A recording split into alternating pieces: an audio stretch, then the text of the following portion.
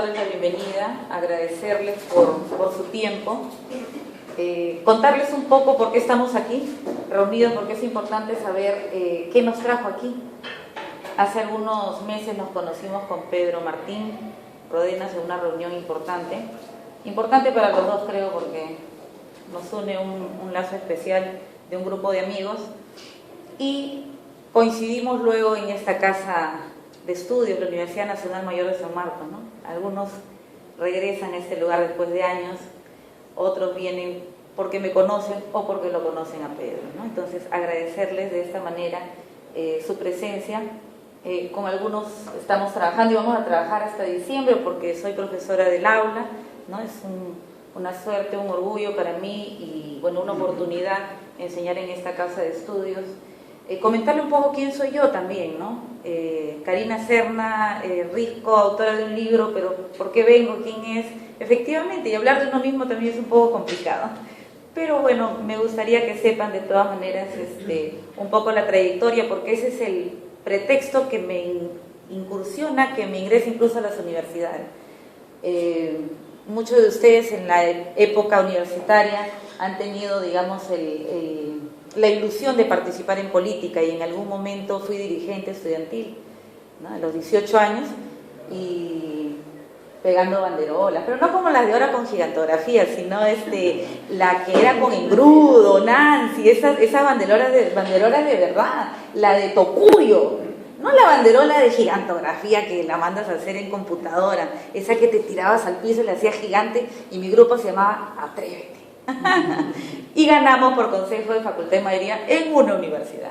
Entonces, lo importante fue de que, bueno, oportunidades se dan, porque en realidad no existe la suerte.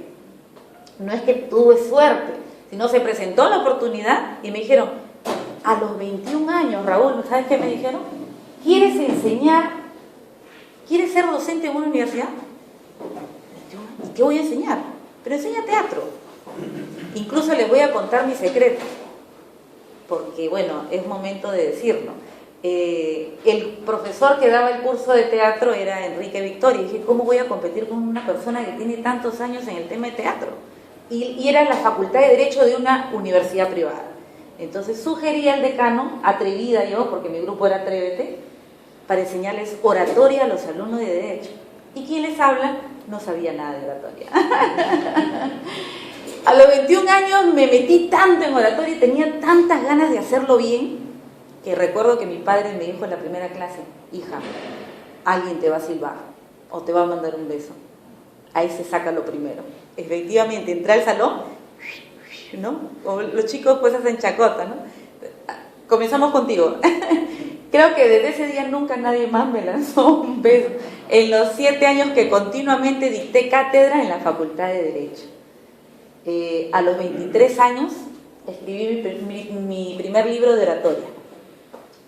Un libro que se tituló Oratoria, la importancia de hablar en público. Un sueño, porque no había PowerPoint, no había estas cosas modernas que hay ahora, Google, no tenía dónde bajar información. Entonces lo que hice fue poner mi colchón al piso y cerros de separatas, ¿no? Y así, de la forma antigua, empezar a subrayar, a extraer los datos importantes. Lo curioso es que me habían dado un mes, ¿no? Y los docentes que podíamos presentar el primer libro, lo iba a editar esta universidad. Para gloria de Dios, en quien creo mucho, mi primer libro fue impreso en 70.000 ejemplares. Un sueño. Enviado a 21 sedes de todo el país, a distancia. Yo tengo alumnos en Cajamarca, en Ayacucho, en muchos lugares, ¿no? Y curiosamente, los compañeros que están a tu lado dicen, pero 23 años, ¿por qué le han publicado su libro? No puede ser. Y presento a otro compañero un libro similar, ¿no? Y me reta. Lo evalúa y la universidad me dice, ¿sabes qué? No solamente vamos a pedirte un libro, escribe el segundo, porque la docente que presentó el segundo no ha logrado poner en el primero, ¿no? Entonces, es así que en el mismo año me obligan a escribir 2 libros, uno en un mes y el otro en 15 días. Y como yo soy bien atrevida, no dormía. Y les cuento, porque hacer un libro parece difícil. Cuando haces el primero, es bien complicado. Cuando haces el segundo, es más fácil. De repente Pedro me va a entender, porque él también ha escrito muchos libros. Entonces, el segundo libro se llamó Oratoria Jurídica Estilo Forense, porque era ya más directo para el segundo ciclo de los alumnos de Derecho. Y bueno, curiosamente sigue la atrevida, y disculpen que les cuente esto porque yo dije, ¿qué les puedo contar? Mejor les cuento cómo llega este hijo, porque este es un tercer hijo. En el año, los primeros libros nacen en el 2003, ¿no? Los dos. No son mellizos, pero bueno, son hermanos. Y en el 2004 veo un anuncio de la ANR para presentar un proyecto de investigación o un libro, y ahí es que escribo este libro. Y yo estaba embarazada de mi niña y la fecha límite para presentarlo era 30 de marzo. ¿Quién nació primero, mi niña o el libro? Mi niña es del 30 de marzo. El libro no nació porque recién lo he sacado el año pasado, pero sí lo llegué a terminar. Lo que pasa es que en la corrección me demoré 9 años. Mi hija tiene 10 años, este libro es corregido, es recontra revisado, ya no lo trabajé con ninguna universidad.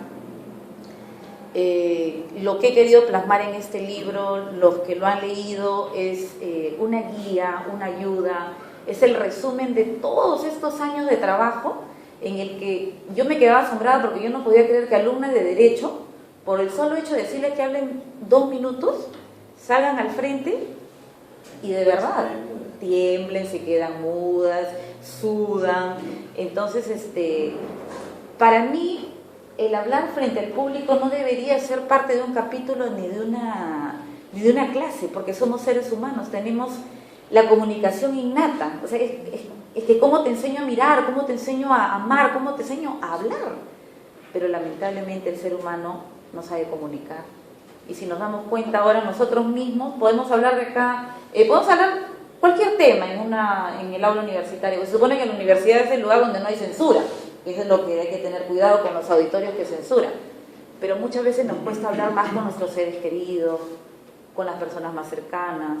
Como les hacía una pregunta el otro día también a los alumnos de curso en medios electrónicos, ¿no? ¿Qué será más difícil? ¿Ustedes qué creen? Por ejemplo, hablar a 4 personas o a 200 personas. ¿Qué será más complicado?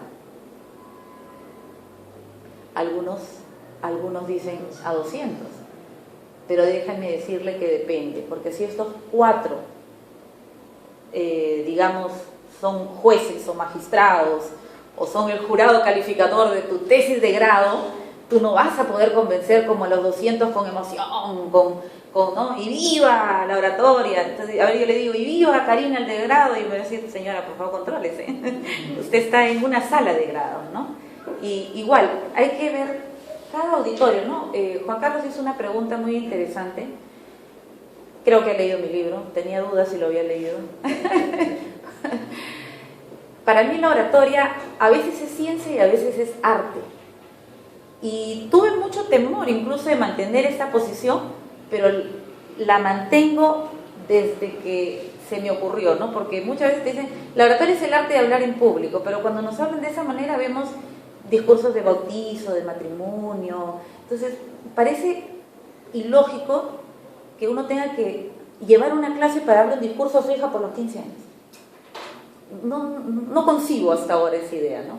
Yo me quedo más con oratoria como ciencia, que dice técnicas, métodos, para hacer uso de la palabra. ¿Con qué finalidad? De emocionar, convencer, persuadir y deleitar. ¿A través de qué? De razones lógicas y emociones. Entonces yo tengo que llegar a las personas, pero ¿por qué ciencia, no? ¿Qué técnica podemos utilizar? La mnemotecnia, por ejemplo. Hay que hacer acrósticos. Cuando tú tienes que decir algo, no necesitas llevar todo tu discurso. Puedes tener hasta en los dedos, decir, ya, primer punto, segundo, tercero, y voy a hablar de tal cosa. Entonces la mnemotecnia te ayuda a recordar algunas cosas. Y muy bien lo dijo Pedro, ¿no? Si te olvidas de algo, ustedes no tienen ni idea de lo que yo iba a hablar. Ustedes no saben si me he olvidado, si me estoy salteando algo, si estoy obviando algo. Entonces, siempre les puedo dar una recomendación: nunca digan lo malo. Disculpen, me olvidé de decir no. O excusarse. Ustedes salen como que así fue, así se prepararon. Es importante ser breves también. Es importante tener en un tiempo corto la idea de la tolerancia del auditorio.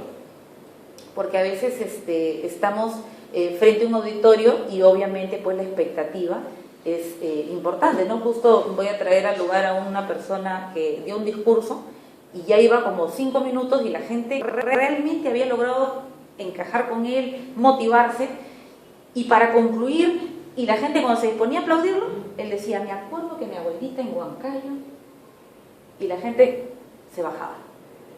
El discurso es algo muy sensible. Nosotros tenemos que tener mucho cuidado. ¿Qué van a encontrar en este libro? ¿No? Que, bueno, el día de hoy voy a obsequiarles el libro a los que están presentes, ¿no? Eso ha nacido en mi corazón entregarlo, dárselo, pero solo con un compromiso, si es que lo van a leer, ¿no? Porque el peruano no lee libros, el peruano lee medio libro al año, frente a los chilenos que ya están en 3, 4 libros al año.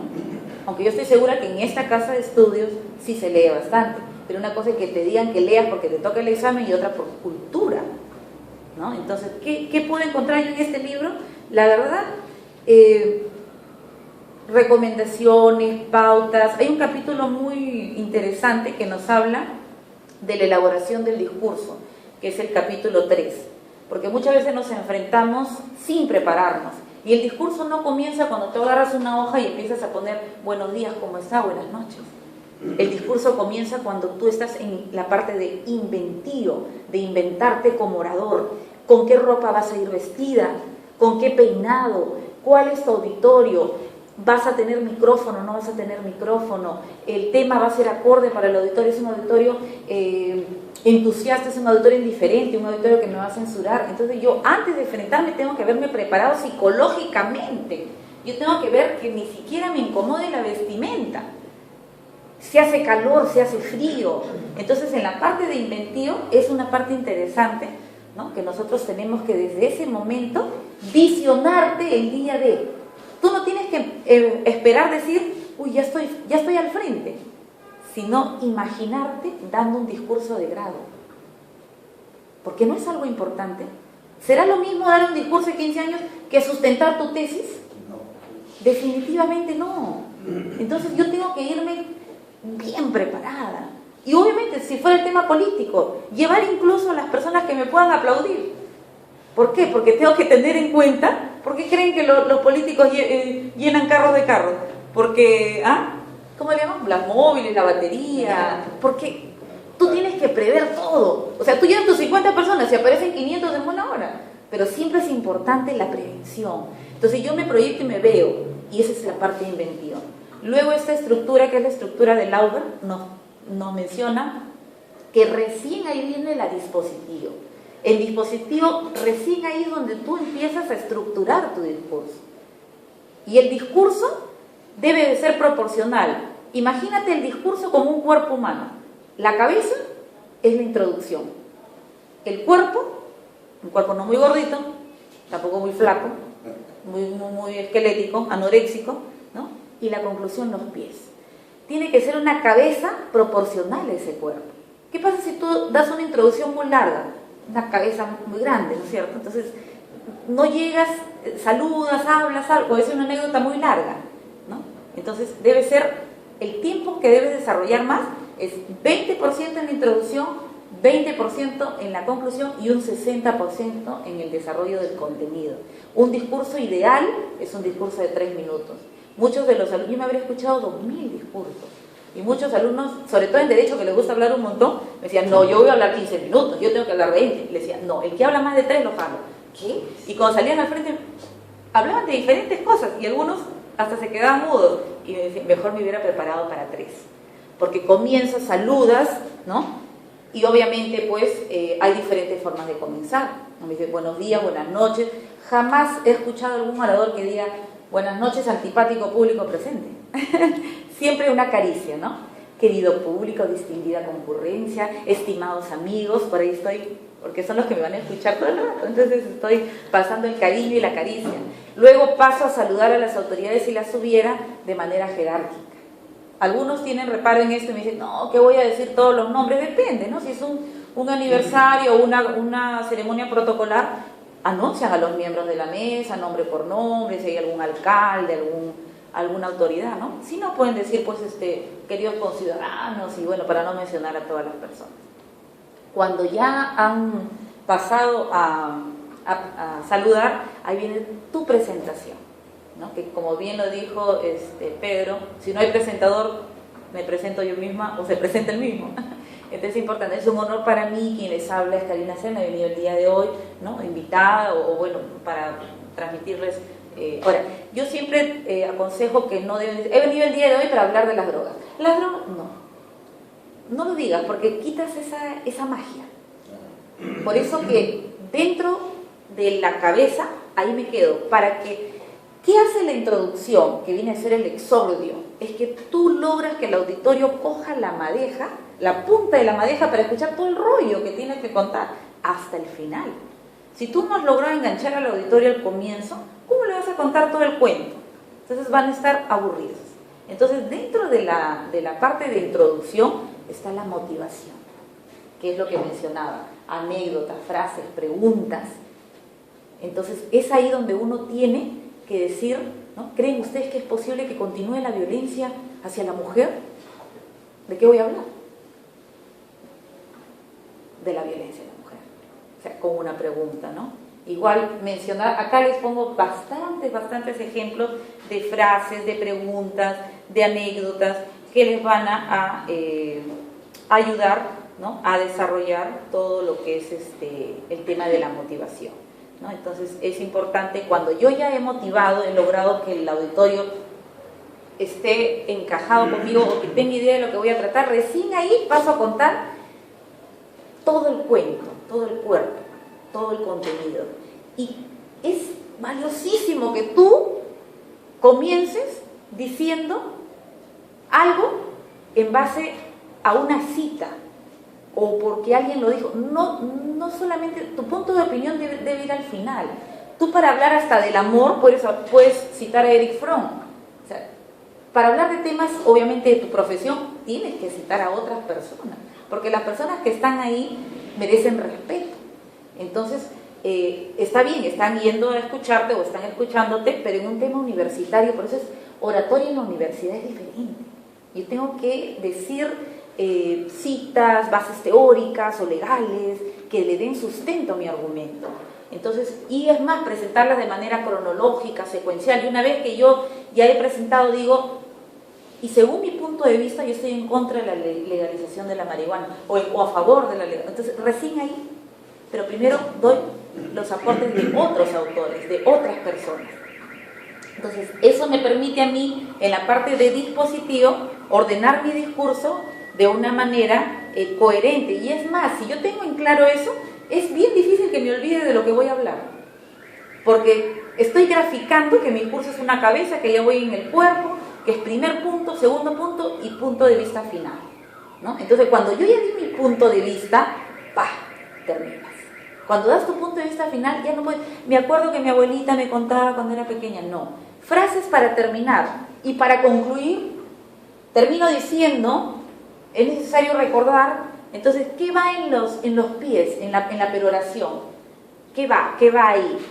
Va también, puede cerrar con una arenga, con una motivación, con una frase final, que le permita al auditorio también recordarle el compromiso por el cual están ahí, ¿no? Que voten por ti, o que no echen la basura a la calle, o que dejen de fumar, que sean conscientes, que lean cada día más, que los derechos humanos, que todos los temas que puedan ustedes tratar, ¿no? Entonces es importante que nosotros tengamos todo lo que es conclusión bien organizado. Dentro también de la estructura del discurso tenemos la parte elocutivo, se llama, ¿no? Elocutivo, ¿qué quiere decir? Que yo no solamente me he visionado cómo voy a presentarme, no solamente he escrito la estructura, sino que voy a elegir el lenguaje que voy a utilizar. Y no es lo que digo, sino cómo lo digo. Entonces yo tengo que ver si lo voy a decir en un tono alegre, enfático, rotundo, porque ¿cómo es posible que yo vaya a hacer esto en ese día? No puedo aceptar esta situación. O de repente me muestro, ¿cómo están? ¿Qué tal ustedes? Buenos días, Nancy, ¿cómo está? Qué linda que ha venido. Hola, ¿no? A la dulce, ¿no? Cándida. Hasta para eso. Y no es que esté manipulando, sino que yo tengo que tener clara la imagen que quiero presentar. Porque si voy a hablar del amor, no voy a presentarme pues como un ogro. Pero si yo estoy indignada, es como siempre me acuerdo en el Canal 5, creo que La Voz dice, ¿no? También han violado a una niña. O sea, eso no es. O sea, si estás hablando de violación, indígnate. Si estás hablando de algo que te fastidia, que se note en tu rostro, en tu voz, en tus gestos. Eso es otra cosa. ¿Para qué? Para lo que decía Pedro, persuadir, hacer mis razones como tuyas. No imponerte, no contarte un cuento, sino que tú digas, yo creo lo que ella cree, yo pienso lo que ella piensa, yo quiero lo que ella quiere, pero no porque ella me lo dice, sino porque son cosas que a mí también me nacen. Entonces, es ahí la diferencia. Entonces, el locutivo y pronunciato son partes básicas en un discurso. No te presentes por presentarte. Imagínate un abogado que vaya a defender una causa, ¿no? Y que hable, buenos días, ¿cómo están? Así con un tono suave, con voz hasta ni siquiera moderada. Para eso hay impostación vocal. Tú puedes, cuando quieran hablar suavecito, la voz se coloca adelante. Cuando quieres hablar fuerte, la voz se coloca atrás y más atrás y atrás. Y esos son ejercicios. Demóstenes es el ejemplo más valioso de que para orador no se nace, se hace. Muchos dicen, pero yo no sé hablar. Pero eres una persona que tienes que comunicarte. Hay algunos que decían estudiar carreras que no tienen nada que ver con relaciones para no hablar con nadie y no tener comunicación. Pero no es esa la solución. Ahora, me imagino que en ciencias políticas y en derecho, el alumno tiene la obligación de hablar frente al público. Y muchos los he escuchado y me dicen, no, yo no voy a litigar, ni hablar. yo voy a ser abogado administrativo. O una vez escuché abogado económico, eso me dio risa en el Congreso de la República, una señora que trabaja por ahí. Entonces, lo importante es que tú tengas inventivo, dispositivo, elocutivo, pronunciato. ¿Cómo vas a llegar, no? Es más, todo susurrante, es importante. Todo eso se maneja. Ahora, no todo el discurso vas a estar hablando pues así. Hay palabras que tú dices, cuando diga esta frase, pongo este énfasis. Como negrita, como que ya tienes tu estructura y dices, esto va con negrita. Y lo principal, que es lo que les doy como aporte en este libro, es la parte de activo. ¿En qué momento yo voy a hacer cuál gesto? ¿En qué momento voy a mostrar el libro? ¿En qué momento voy a decir, aquí, el día de hoy, ustedes que están conmigo van a avanzar allá y más allá? Ahora, así seas chino, ruso, japonés, alemán, ¿cómo se dice con los dedos aquí? A ver, todos a... Seas de Puno, de Loreto, de Piura, aquí es aquí y hoy es hoy. Entonces, hoy día teníamos una reunión aquí. Hoy día era la presentación del libro de oratoria en la universidad y hoy día se dio, porque así es, las cosas hay que hacerlas, respetarlas.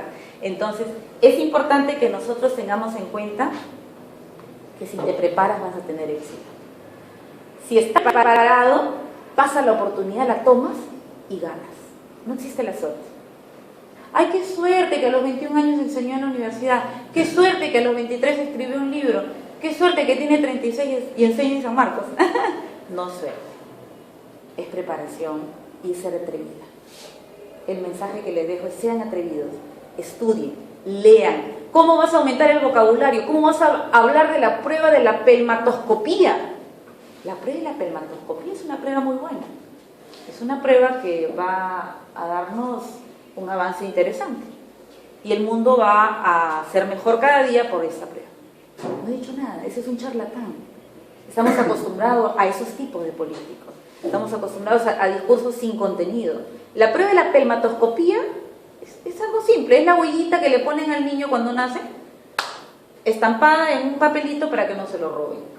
Entonces, cuando les pidan que hablen de algo, si no lo saben, digan: me voy a preparar, voy a leer y luego voy a asistir a dar mi clase.